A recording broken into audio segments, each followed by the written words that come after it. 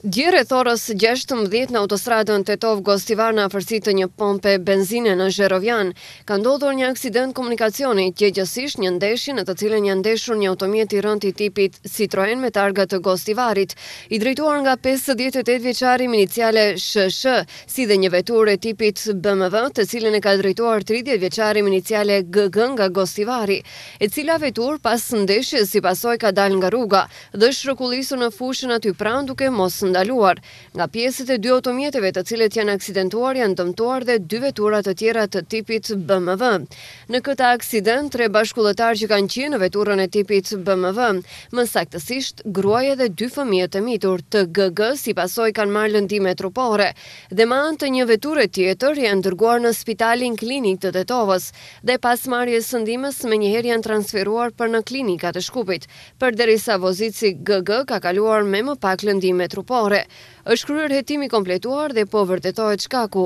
rrethanat në të cilën ka ndodhur ky aksident dhe gjithçka tjetër që ndërlidhet me aksidentin në fjalë.